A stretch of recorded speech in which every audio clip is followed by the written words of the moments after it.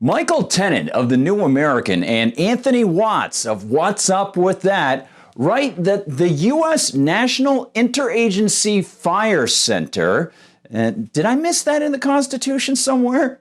Well, it appears to have been caught cutting off early years of fire statistics, evidently to lend credence to, yeah, you got it, claims of more fires due to anthropogenic climate change. Greetings from New Hampshire, the Shire of the hamsters.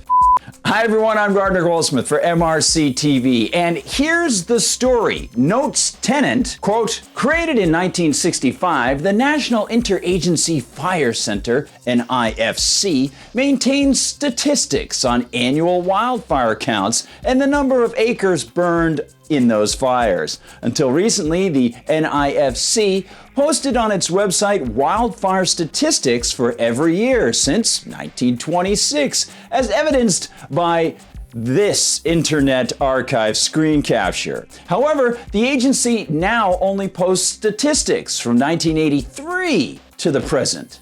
Why? Yes. 1965, another wonderful Lyndon Johnson anti-constitutional creation that no one questions anymore. Awesome. Well, Watts provides a possible answer. The answer is simple. Data prior to 1983 shows that U.S. wildfires were far worse, both in frequency and total acreage burned. By disappearing all data prior to 1983, which just happens to be the lowest point in the data set, now all of a sudden we get a positive slope for worsening wildfire, aligning with increased global temperature, which is perfect for claiming climate change is making wildfires worse. Indeed, it certainly looks like Tennant and Watts are right. Writes Tennant, to prove his point, Watts created graphs from both the original data and the now scrubbed data. The graph of the complete data set shows that from the 1920s to the early 1980s, there were far more wildfires covering far more acreage than there have been since.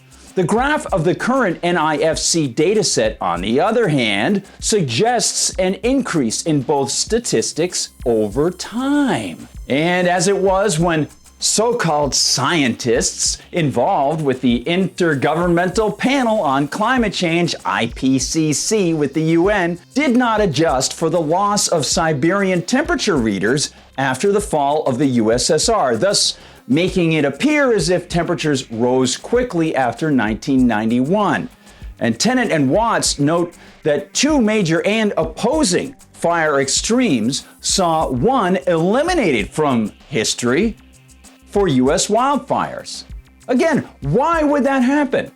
Writes Tennant, quote, another graph generated by Watts sheds further light on the complete data set. The worst of the wildfires occurred during the 1930-1941 Dust Bowl era, and again during the 1976-1978 drought in the West. Meanwhile, 1982 to 1983 saw a super El Nino that soaked the western states, causing 1983 to have the fewest and least destructive wildfires on record. After that, wildfire and acreage counts naturally increased. But thus far, they have seldom approached most of the pre-1983 counts and have been far below the counts from the peak years of that era. Why would they do this? Well, you can decide for yourself, but the data set manipulation certainly helps to artificially prop up the seemingly endless and unproven claims that man-made climate change is leading to more wildfire disasters. As I noted for MRC-TV in 2019, much of the fire trouble experienced in the West is directly tied to the facts that the land is government-run, and in many cases, the government, especially California, allows the government-granted power oligopoly or monopoly to run spark-producing electricity lines over the badly managed tinderbox government-run land.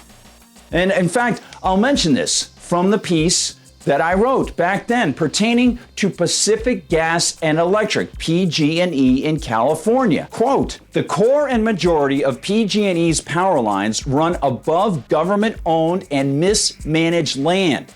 As numerous commentators have observed, the lack of private property ownership, control, and real liability for management of land has led to a shocking history of fires in California and elsewhere in the U.S.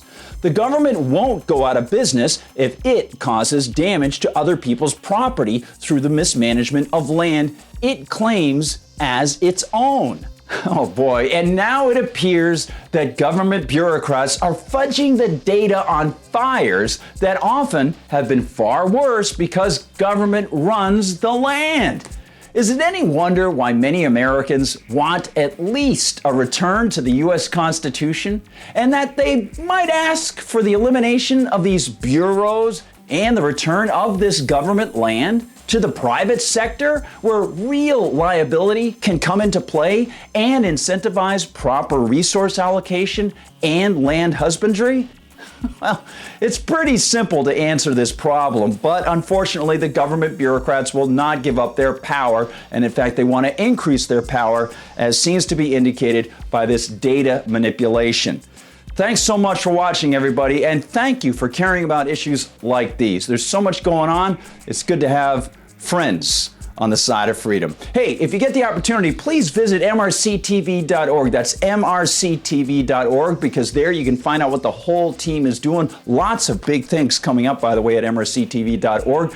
I hope you'll visit the website a couple times a day and tell your friends. And please share these videos if you have the opportunity. We house them on YouTube. I'll see you in the comments section. And you can find them always on Rumble. Yeah, awesome. We'll see you on Facebook, TikTok, Instagram. I'm on Twitter and over at Gab as well. And at Gab, I'm at Guard Goldsmith. No, it's at Gardner Goldsmith, and it's at Guard Goldsmith on Twitter. Okay, whew, I think I got all that taken care of. Thanks so much, everyone. For MRC TV, I'm Gardner Goldsmith.